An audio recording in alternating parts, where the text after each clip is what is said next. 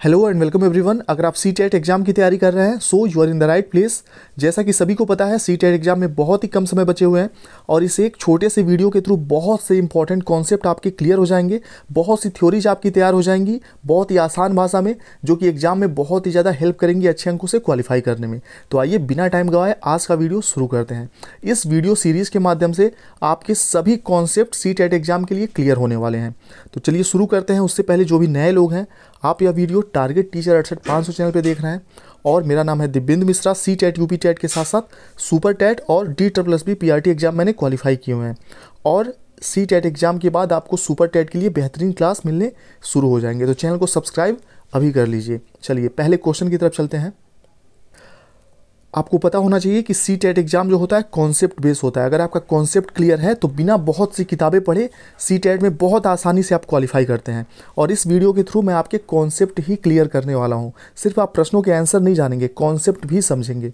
चलिए पहला क्वेश्चन है, बाल विकास के मस्तोदमुखी सिद्धांत के संबंध में कौन सा कथन उचित है। इस वीडियो में जो भी क्वेश्चन शामिल हैं बहुत ही सेलेक्टेड इंपॉर्टेंट क्वेश्चन है, फैक्ट बेस के भी हैं, पेडागोजी के भी हैं, बहुत से अच्छे क्वेश्चन हैं। तो ध्यान से सुनिएगा और जो नोट करने लायक है नोट भी कर लीजिएगा। तो मस्तोदमुखी सिद्धांत क्या होता है समझ लीजिए आप। एक बच्चा है, ठीक, तो जो विकास होगा बच्चे का वह सिर से यहाँ से शुरू होगा, ठीक, और पैर की तरफ नीचे की ओर आएगा। यही मस्तोदमुखी सिद्धांत होता है, ठीक है। यानी कि मस्तिष्क से पैर की तरफ नीचे की तरफ जब विकास होगा तो उसको मस्तोदमुखी सिद्धांत कहेंगे। और यह होगा नहीं, हर बच्चे में, मुझ में, आप में, सबका विकास जो हुआ है इसी नियम के आधार पे हुआ है, मस्तोदमुखी सिद्धांत के आधार पे, ठीक है। यानी कि विकास सिर से पैर की तरफ होता है, ध्यान रखिएगा। बाल विकास के लिए CDP के लिए इंपॉर्टेंट क्वेश्चन है, विकास सिर से पैर की तरफ होता है। चलिए आगे देखते हैं। अगला जो क्वेश्चन है वह कोहल वर्ग से, और कोहल वर्ग की थ्योरी मैं यहीं आपका, अगर तैयार नहीं है तो तैयार करा दूंगा फटाक से 1 मिनट में, और अगर तैयार है तो रिवीजन हो जाएगा बहुत ही अच्छे से आपका।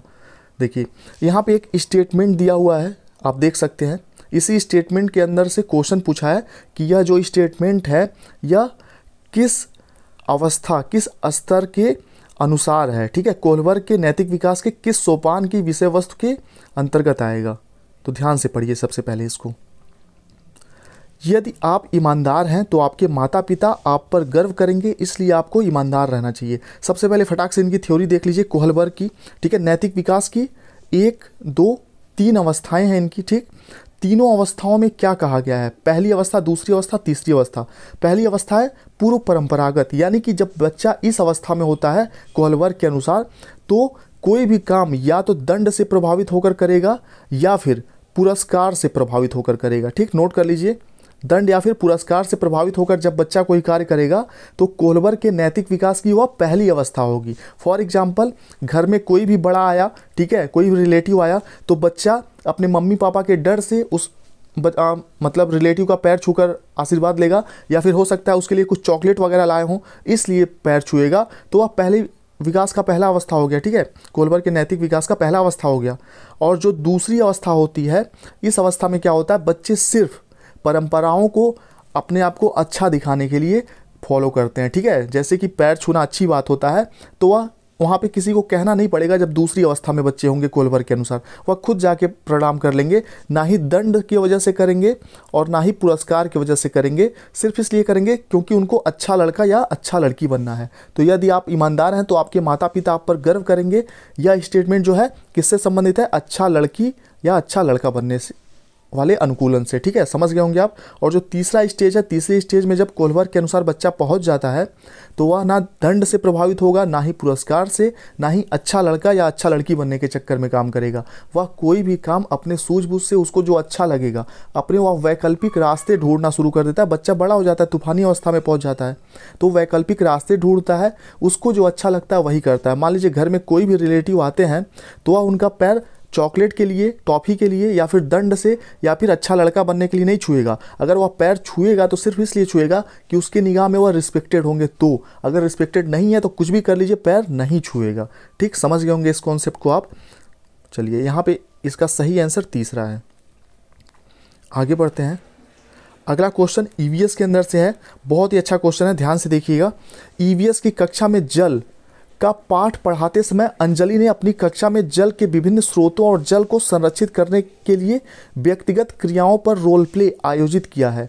इस क्रियाकलाप का मुख्य उद्देश्य है रोल प्ले, ठीक है, यानी कि नाटक वगैरह जो होता है, ठीक। रोल प्ले का उद्देश्य क्या है जल संरक्षण को पढ़ाने के लिए? तो विद्यार्थियों की सामाजिक कुशलताओं में सुधार करना। बी ऑप्शन है अधिगम की प्रक्रिया में एक रास्ता को तोड़ना। और हाँ, ध्यान रखिएगा, कोई भी एक्टिविटी सिर्फ इसलिए नहीं कराया जाता है प्राथमिक स्तर पर बच्चों को कि उनको मज़ा आएगा, ठीक है, वह पढ़ते पढ़ते बोर हो गए हैं तो उनको थोड़ा सा इंटरेस्टेड चीज़ करा दिया जाए, इसलिए नहीं होता है। यह नकारात्मक चीज़ें हैं, ध्यान रखिएगा, ठीक है। भले वो अंदर वो उद्देश्य छुपा हो, लेकिन आंसर में आपको वह आंसर सही नहीं बताना है।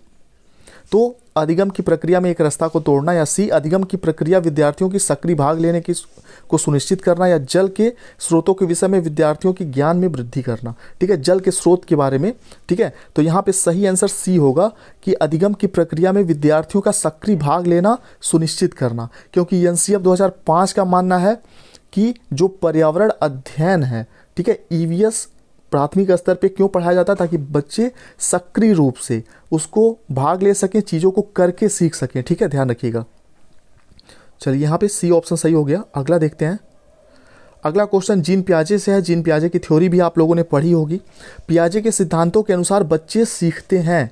पियाजे के जो संज्ञानात्मक विकास की, सबसे पहले आप ध्यान रखिएगा कि इनकी जो थ्योरी है वह संज्ञानात्मक विकास की थ्योरी है, लेकिन उसको कहीं कहीं आपको बौद्धिक विकास की थ्योरी भी लिखी हुई मिल जाएगी, या फिर अवधारणाओं की अवस्था, ठीक है, अवधारणाओं की भी अवस्था लिखी हुई मिल जाएगी। तो जब भी बौद्धिक विकास या अवधारणाओं का विकास आपके सामने आएगा एग्जाम में, तो आप तुरंत समझ जाइएगा कि जीन पियाजे का संज्ञानात्मक विकास के थ्योरी की बात हो रही है, ठीक है। नोट कर लीजिएगा, अवधारणा और बौद्धिक विकास यानी कि संज्ञानात्मक विकास। चलिए, पियाजे के सिद्धांतों के अनुसार बच्चे सीखते हैं। पहला, उचित ध्यान देकर सूचना को याद करके। तो किसी भी मनोवैज्ञानिक ने नहीं कहा है कि बच्चे याद करके सीखते हैं, ध्यान रखिएगा। पहला ऑप्शन कट गया प्राथमिक स्तर के लिए। दूसरा, समाज के अधिक सक्षम सदस्यों की सहायता द्वारा। तो अधिक सक्षम सदस्यों की सहायता द्वारा यह वाइगोत्स्की के थ्योरी से संबंधित है, ठीक है, ध्यान रखिएगा। वाइगोत्स्की ने अपने सामाजिक सांस्कृतिक सिद्धांत में क्या कहा है कि बच्चे अपने वयस्कों और समवयस्कों के साथ पारस्परिक क्रिया करके, अंतःक्रिया करके सीखते हैं। तो अगर यहाँ पे पियाजे की जगह वाइगोत्स्की होते, ठीक है, क्वेश्चन में, तो दूसरा ऑप्शन सही हो जाता, लेकिन क्योंकि यहाँ पे पियाजे है तो पहला भी सही नहीं है, दूसरा भी सही नहीं होगा। तीसरा, अनुकूलन की प्रक्रिया द्वारा। चौथा, उचित पुरस्कार देकर। तो अगर यहीं पे कोहलबर्ग होते क्वेश्चन में, ठीक है, कोहलबर्ग, तो चौथा ऑप्शन सही हो जाता, ठीक है, उचित पुरस्कार के माध्यम से, ठीक। लेकिन जीन पियाजे हैं तो अनुकूलन की प्रक्रिया द्वारा। कई बार हो सकता है कि आपने जीन पियाजे की थ्योरी ना पढ़ी हो, लेकिन आपने कोहलबर्ग वाइगोत्स्की को पढ़ा हो, आपको नकारात्मक शब्द पहचानना आता हो, तो आप क्वेश्चन का आंसर दे सकते हैं अगर आपने पियाजे का थ्योरी नहीं भी पढ़ा है तो भी, क्योंकि आपको पता चल जाएगा यह कोहलबर्ग का है या वाइगोत्स्की का है, या तो पहला वाला होगा नहीं, यानी कि तीसरा ही सही है। चलिए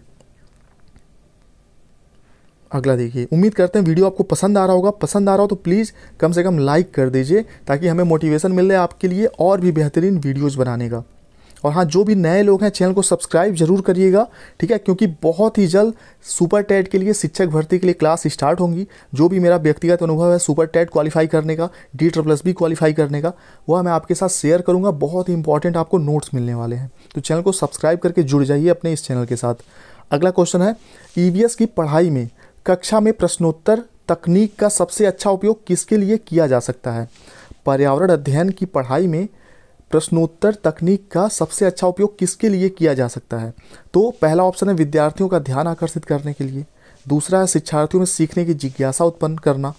सी है प्रायोगिक कौशल को बढ़ावा देना। या डी कक्षा में अनुशासन बनाए रखने के लिए, ठीक है। तो ध्यान रखिएगा, ये जो अनुशासन शब्द है प्राथमिक कक्षाओं के लिए नकारात्मक रूप में इसको प्रयोग किया जाता है, ठीक है, क्योंकि प्राथमिक कक्षाओं में बच्चे बातचीत अधिक से अधिक करते हैं, क्योंकि उनका भाषा विकास कराना होता है, ठीक है, एक दूसरे से बात करते हैं तो सामाजिक अन्योन्य क्रिया होती है, ठीक है, अंतःक्रिया होती है जिससे वह सीखते हैं। तो अगर बच्चे अनुशासित होकर चुपचाप बैठे रहेंगे तो सीख ही नहीं पाएंगे प्राथमिक कक्षाओं में, ठीक है। तो अनुशासन बनाने वाला ऑप्शन यही कट गया।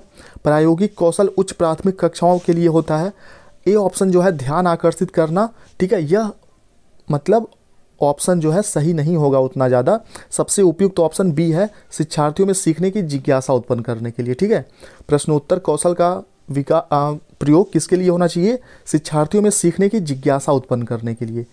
चलिए, क्योंकि बच्चों में जब जिज्ञासा उत्पन्न होगी तो बेहतर ढंग से उनका अधिगम होगा, लर्निंग होगा। ठीक है, अगला क्वेश्चन देखते हैं। बहुत ही इंपॉर्टेंट क्वेश्चन इसमें शामिल किए गए हैं। एक एक क्वेश्चन आपके काम के हैं, हो सकता है कि बहुत से क्वेश्चन इसी वीडियो से एग्जाम में पूछ लिए जाएं। अगला है, लेव वाइगोत्स्की के अनुसार संज्ञानात्मक विकास का मूल कारण है। ध्यान रखिएगा, बहुत इंपॉर्टेंट चीज़ है, नोट कर लीजिए कि वाइगोत्स्की का जो सिद्धांत है, सामाजिक सांस्कृतिक सिद्धांत, वह सिद्धांत किस पर आधारित है? संज्ञानात्मक विकास का सिद्धांत है, लेकिन उसका नाम सिर्फ सामाजिक सांस्कृतिक सिद्धांत है, क्योंकि उनके संज्ञानात्मक विकास में, लेव वाइगोत्स्की के संज्ञानात्मक सिद्धांत में समाज, परंपराओं वगैरह को बहुत विशेष महत्व दिया गया है। ठीक है, चलिए, समाज और संस्कृति को। तो वाइगोत्स्की के अनुसार संज्ञानात्मक विकास का मूल कारण क्या है? पहला संतुलन, दूसरा सामाजिक अन्योन्य क्रिया, सी सामाजिक स्कीमाज का समायोजन, या फिर उद्दीपक अनुक्रिया। तो फटाक से यहाँ पे आपको सही आंसर दिख गया होगा, सामाजिक अन्योन्य क्रिया। पहले भी मैंने आपको बता रखा है कि वाइगोत्स्की के सिद्धांत में इम्पॉर्टेंट ये है कि बच्चे सामाजिक अन्योन्य क्रिया द्वारा वयस्कों और समवयस्कों के साथ बातचीत करके, ठीक है, सीखते हैं चीज़ों को। चलिए, बी ऑप्शन लेव वाइगोत्स्की के अनुसार सही है। जिन प्याजे होता तो संतुलन सही हो जाता, या फिर स्कीमा भी सही होता। चलिए, 23वें का बी। अगला क्वेश्चन देखते हैं आपके सामने, ईवीएस से है। इसमें आगे हिंदी पेडागोजी वगैरह भी है, मैथ्स पेडागोजी भी है, सब को शामिल किया गया है, जो भी इंपॉर्टेंट चीज़ें हैं। और सुपर फास्ट आपकी तैयारी कराने का यह वीडियो है। यह सीरीज़ का तीसरा वीडियो है। 2 वीडियोज आपको नीचे डिस्क्रिप्शन में मिल जाएंगे, पहला और दूसरा पार्ट इसका। सुपर स्पीड से आपकी तैयारी होगी, बहुत ही कम समय में, 15 दिनों में। अगला क्वेश्चन है,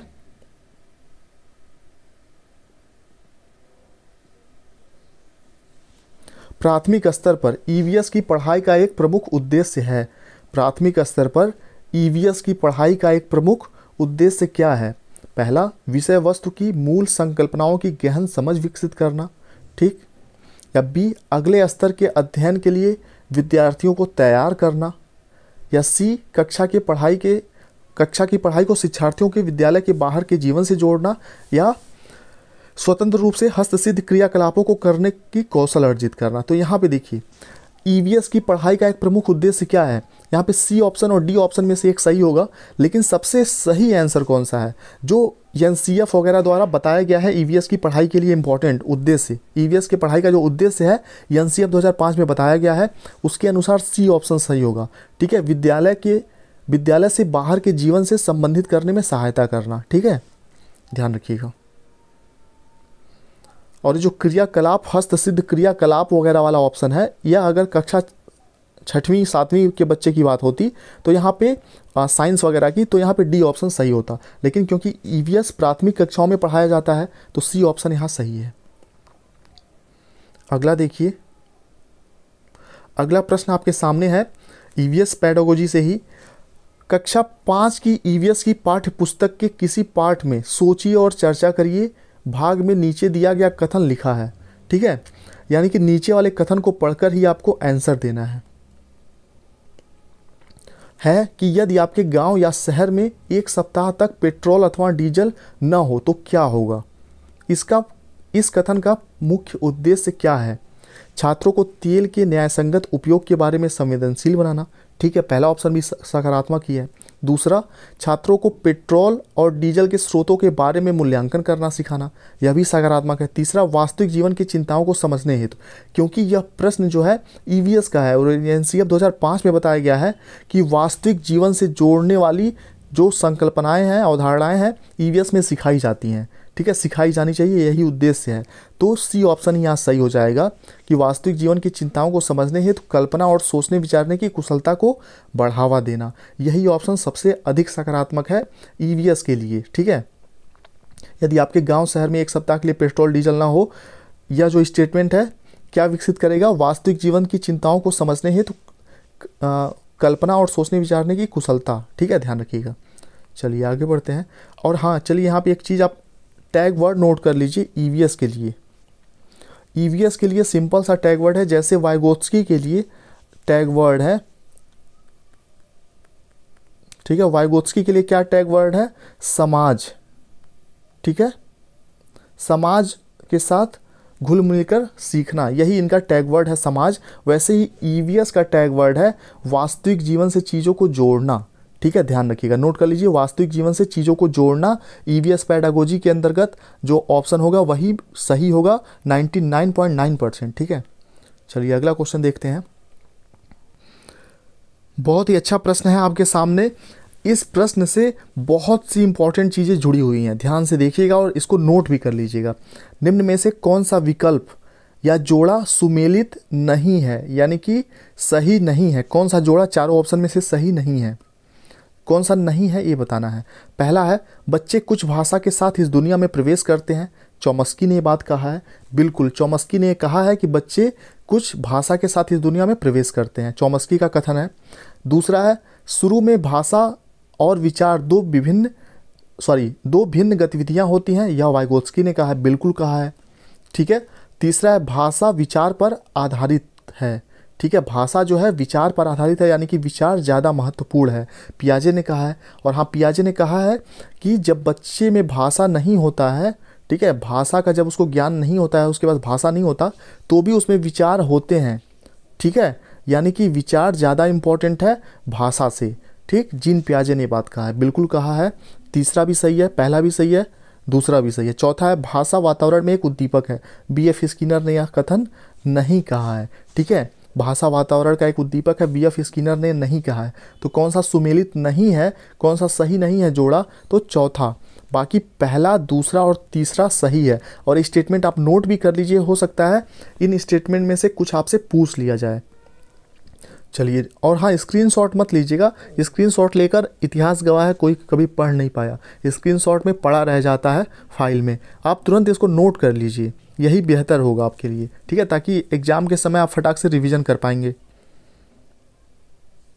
अगले प्रश्न की तरफ बढ़ते हैं। अगला प्रश्न जो है, निम्नलिखित में से कौन सा कथन सत्य है?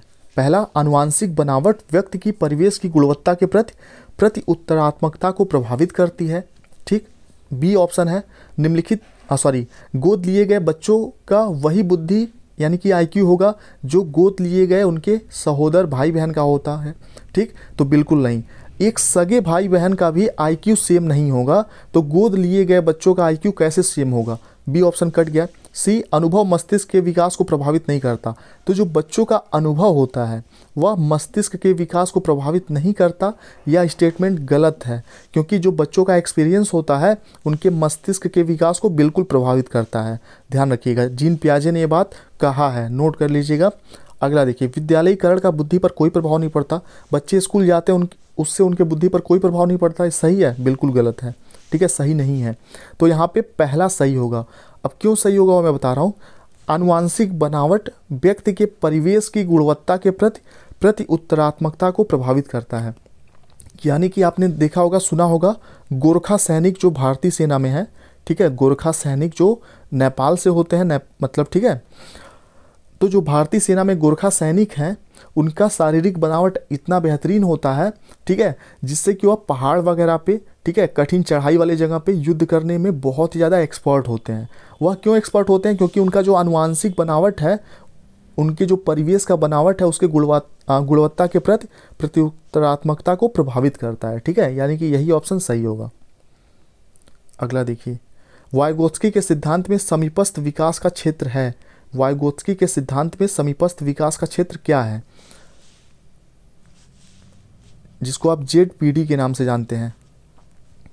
ठीक, ZPD जो ना प्रॉक्सिमल डेवलपमेंट।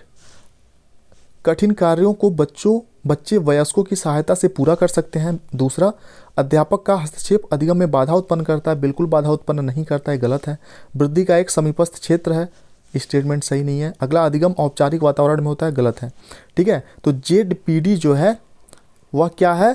कठिन कार्यों को बच्चे वयस्कों की सहायता से पूरा कर सकते हैं। ठीक है, यही सही होगा यहाँ पे। अगला क्वेश्चन देखते हैं,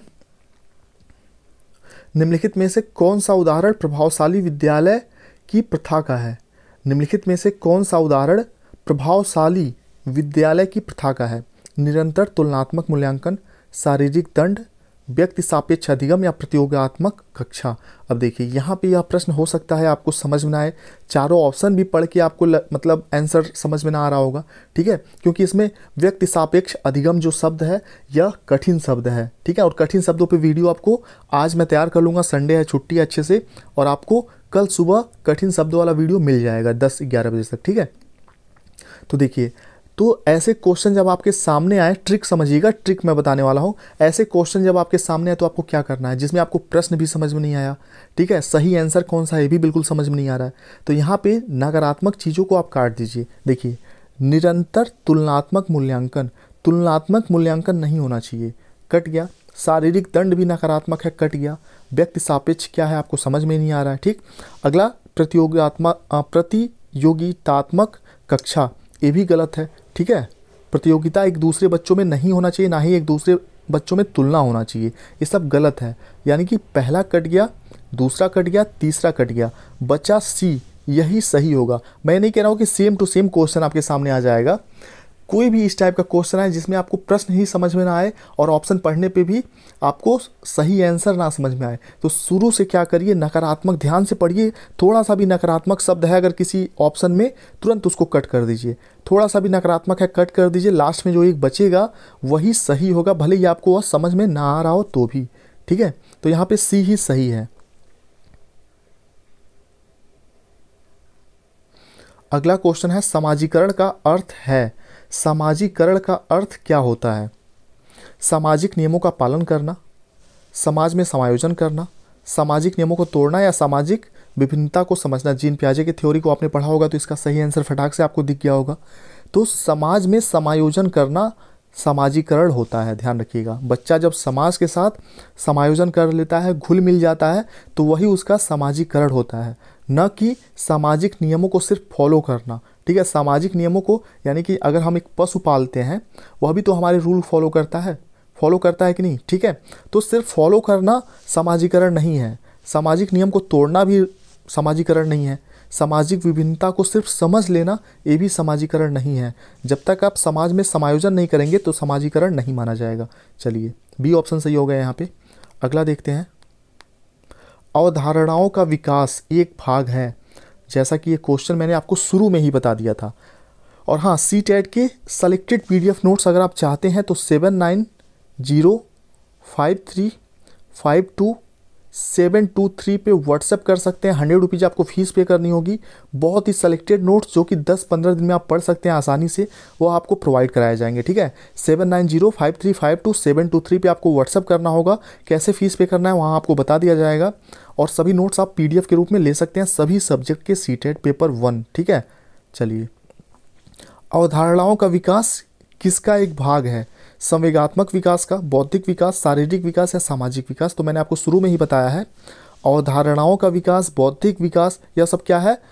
संज्ञानात्मक विकास का एक हिस्सा है, ठीक। संज्ञानात्मक विकास का ही कह सकते हैं दूसरा नाम है।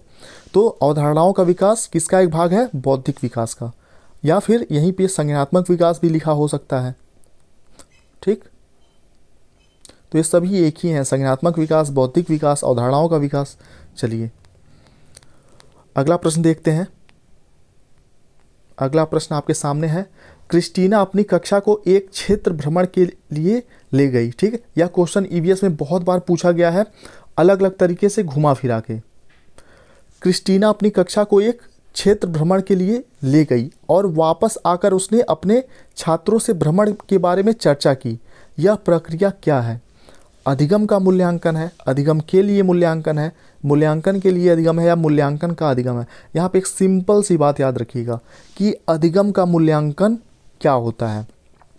पहले आपने बच्चों को कुछ भी पढ़ाया, ठीक, बच्चे बैठे हुए हैं आराम से, आपके साथ एक्टिविटी कर रहे हैं, बच्चों को आपने कुछ भी सिखाया, ठीक है। मान लीजिए आपने A to Z सिखा दिया, ठीक, A to Z आपने उनको सिखा दिया किसी बच्चे को। उसके बाद क्या होगा, आप उससे कुछ भी पूछेंगे, यानी कि अधिगम कराने के बाद, लर्निंग कराने के बाद आप उससे कुछ भी पूछेंगे या आप जानना चाहेंगे कि उसने कितना बच्चे ने सीखा, तो वह क्या है? अधिगम का मूल्यांकन है, ठीक है। यानी कि पहले क्रिस्टीना जो है शिक्षिका है, क्षेत्र भ्रमण पे ले गई है उनको कुछ सिखाने के लिए, अधिगम कराने के लिए, ठीक। उसके बाद उनसे छात्रों से भ्रमण के बारे में चर्चा करती है। तो यह प्रक्रिया क्या है? यह अधिगम का मूल्यांकन है। ठीक है, जो भी उन्होंने सीखा क्षेत्र भ्रमण के दौरान, कितना सीखा, क्या सीखा, कैसे सीखा, ठीक है, वही अधिगम का मूल्यांकन है। यानी कि जब भी हम कुछ सिखाने के बाद उनसे प्रश्न पूछेंगे, ठीक है, तो वह अधिगम का मूल्यांकन होगा। लेकिन अधिगम का मूल्यांकन तब होगा जब हम पहले उनको कुछ सिखाएंगे, कुछ बताएंगे। चलिए अगला देखते हैं। प्राथमिक स्तर पर भाषा कौशलों का विकास, बहुत ही अच्छा क्वेश्चन है। प्राथमिक स्तर पर भाषा कौशलों का विकास साध्य है, संभव नहीं है, कठिन है या फिर साधन है? तो देखिए, अगर यहीं पे पूछता पुस्तकें क्या हैं, तो पुस्तकें साधन हैं, ठीक है, और साधन के माध्यम से जो हम प्राप्त करते हैं उसको साध्य कहते हैं। तो पुस्तकों के माध्यम से भाषा कौशल, ठीक है, लिखने वाला कौशल या फिर पढ़ने वाला भाषा कौशल, या क्या है? साध्य है। तो प्राथमिक स्तर पर भाषा कौशलों का विकास क्या है? साध्य। यानी कि साध्य क्या होता है? गोल होता है, लक्ष्य होता है। जो लक्ष्य होता है वह साध्य होता है, और लक्ष्य को जिससे हम प्राप्त करते हैं, जिस माध्यम से, उसको साधन कहते हैं। यानी कि पुस्तकें साधन है और भाषा के कौशलों का विकास साध्य है। ठीक, समझ गए होंगे आप। प्राथमिक स्तर पर भाषा कौशलों का विकास साध्य है। अगला है, पहली कक्षा में पढ़ने वाली रोशनी लिखते समय अपनी मातृभाषा के शब्दों का प्रयोग करती है। भाषा शिक्षक के रूप में आप क्या करेंगे? तो सबसे पहले आप याद रख लीजिए इस प्रश्न का आंसर देने से पहले कि जो मातृभाषा होती है, ठीक है, बच्चों का जो मातृभाषा होता है प्राथमिक स्तर पे बहुत ही ज़्यादा इंपॉर्टेंट होता है। ठीक है, मातृभाषा से उनको सिखाने का प्रारंभ करना चाहिए। चलिए, एनसीएफ 2005 के अनुसार है, मेरे अनुसार नहीं है, ये चीज़ ध्यान रखिएगा। पहली कक्षा में पढ़ने वाली रोशनी लिखते समय अपनी मातृभाषा के शब्दों का प्रयोग करती है। भाषा शिक्षक के रूप में आप क्या करेंगे?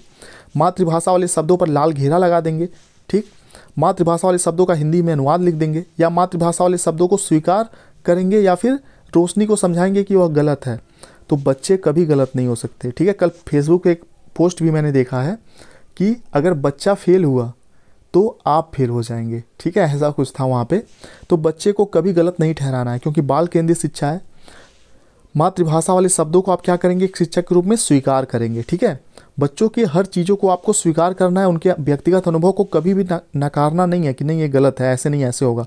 ठीक है, आप उनका सिर्फ सहयोग करेंगे, उनको सीखने में मुक्त रूप से उनको सीखने देंगे। ठीक है, लेकिन गलत चीज़ नहीं, सही चीज़ें। तो सी ऑप्शन यहाँ सही होगा। अगला देखते हैं। एक प्रारंभिक कक्षा कक्ष में एक बच्ची अपने साथ जो अनुभव लाती है, एक प्रारंभिक कक्षा कक्ष में एक बच्ची अपने साथ जो अनुभव लाती है उसकी उपेक्षा करनी चाहिए। बच्चों की कभी उपेक्षा नहीं करनी, नेगलेक्ट नहीं करना है, इग्नोर भी नहीं करना। ठीक, बिल्ड ऑन, उन्हें शामिल कर उनका संचय करना, या फिर उन्हें अस्वीकार करना। हो सकता है आपको संचय का अर्थ समझ में ना आ रहा हो, लेकिन आपको तो ये पता होना चाहिए कि बच्चों की उपेक्षा नहीं करनी है, कट गया। इग्नोर नहीं करना है बच्चों के किसी भी चीज़ को, कट गया। उन्हें अस्वीकार भी नहीं करना है, कट गया। तो जो सी बचा वही सही हो जाएगा। ठीक है, पहले भी यह चीज़ मैंने आपको बताया कि जब भी आपको आंसर का अर्थ, कठिन शब्द उसमें हो, आपको समझ में ना आए कि क्या चीज़ कह रहा है वो, तो आप पहले नकारात्मक चीज़ों को कट कर दीजिए, जो लास्ट में बचेगा वही सही होगा। तो कक्षा कक्ष में एक बच्ची अपने साथ जो अनुभव लाती है उन्हें हमें शामिल करना चाहिए, क्योंकि बच्चों के जो व्यक्तिगत अनुभव होते हैं उनके सीखने का बहुत ही इंपॉर्टेंट हिस्सा होते हैं। बच्चे नन्हे वैज्ञानिक होते हैं, ठीक है, करके सीखते हैं। अगला प्रश्न आपके सामने है, कोई शिक्षिका अपने शिक्षार्थियों को क्या कहें कि उन्हें भीतरी प्रेरणा के साथ कार्य करने के लिए प्रोत्साहित कर सके। ठीक है, कोई शिक्षिका अपने शिक्षार्थियों को क्या कहे कि उन्हें भीतरी प्रेरणा के साथ कार्य करने के लिए प्रोत्साहित कर सके। मतलब अगर आप इस क्वेश्चन को आप वास्तविक जीवन से जोड़ के समझिएगा कि अगर आप एक शिक्षक हैं, आप किसी बच्चे को मोटिवेट करना चाहते हैं, प्रोत्साहित करना चाहते हैं, तो क्या कहेंगे आप कि चलो इसे उसके करने से पहले समाप्त कर लो। ठीक है, यानी कि आप तुलना करेंगे कि देखो राम, मान लीजिए एक बच्चा राम है, तो आप राम से कहेंगे तुम श्याम के करने से पहले जल्दी से कर लो। यह सही है? बिल्कुल गलत है। ठीक है, सही नहीं है।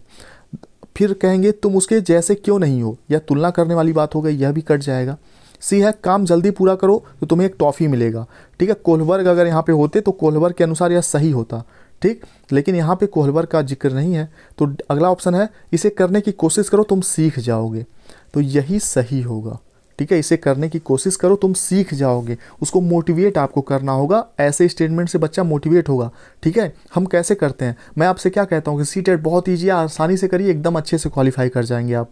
ठीक है, तो प्रश्नों को वास्तविक जीवन से जोड़कर आप सीटेट में आंसर करेंगे, हमेशा सही होगा। सीटेट कोई बहुत बड़ी बात नहीं है। ठीक है, फिर से मैं कह रहा हूँ आपसे, और ये जो मैं कहता हूँ फर्जी नहीं कहता हूँ कि आप तैयारी करिए, बहुत आसान है सीटेट, कॉन्सेप्ट समझिए, सीटेट आसानी से निकल जाएगा, यह बिल्कुल सही भी है। ठीक है, प्रश्नों को, जब भी प्रश्न आपके सामने आएंगे सीटेट एग्जाम में, तो आपको क्या करना होगा कि उसको वास्तविक जीवन से छोटे बच्चों को ध्यान में रखकर सोचना होगा, आंसर अपने आप निकल के सामने आ जाएगा। ठीक है, सीटेट सच में कोई बहुत बड़ी बात नहीं है। एक शिक्षक की तरह सोचकर हमेशा आंसर किया करिए आप लोग। अगला प्रश्न है आपके सामने, कोई शिक्षिका अपने शिक्षार्थियों को अध्ययन करने हेतु आंतरिक रूप से उत्प्रेरित करने के लिए कैसे प्रोत्साहित कर सकती है? कोई शिक्षिका अपने विद्यार्थियों की अध्ययन करने हेतु आंतरिक रूप से उत्प्रेरित करने के लिए कैसे प्रोत्साहित कर सकती है? यह प्रश्न भी उस प्रश्न जैसा ही है, मिलता जुलता प्रश्न है। ठीक है, तो यहाँ पे उनमें चिंता और डर पैदा करके बिल्कुल गलत, प्रतियोगितात्मक परीक्षण से बिल्कुल गलत। सी है व्यक्तिगत लक्ष्य निर्धारित करने और उनमें निपुणता पाने में मदद देकर, या साफ साफ दिखाई पड़ने वाले इनाम देकर, जैसे टॉफ़ी। तो जैसा कि मैंने पहले भी बताया, अगर कोहल वर्ग होते तो यहाँ पे डी ऑप्शन सही होता, लेकिन पहला तो गलत है, दूसरा भी गलत है, सी ही सही होगा कि लक्ष्य निर्धारित करने और उनमें निपुणता पाने में उन्हें मदद देकर। ठीक है, ध्यान रखिएगा, शिक्षक का काम क्या है? मदद देना, बच्चों को सहायता प्रदान करना उनके सीखने में। अगला देखते हैं। चलिए, यहीं पे आपके 20 प्रश्न टोटल कंप्लीट हो गए। चैनल को अभी फटाक से सब्सक्राइब कर लीजिए आप लोग, अगर अभी तक आपने सब्सक्राइब नहीं किया है, क्योंकि सुपर टेट के लिए जो मेरे पर्सनल नोट्स हैं, जिससे मैंने खुद क्वालिफाई किया, जिस तरीके से क्वालिफाई किया है बहुत आसानी के साथ, D++ भी मैंने क्वालिफाई किया, इस सभी एक्सपीरियंस मैं आपके साथ बहुत जल्द शेयर करने वाला हूँ। सारे नोट्स लेकर आने वाला हूँ सुपर टेट की तैयारी के लिए, सीटेट एग्जाम के जस्ट बाद। ठीक है, तो चैनल को सब्सक्राइब करके जुड़ जाइए आपके अपने इस चैनल के साथ, टारगेट टीचर 68500 के साथ। यह आपका ही अपना चैनल है। चलिए फिर, थैंक यू, मिलते हैं नेक्स्ट वीडियो में।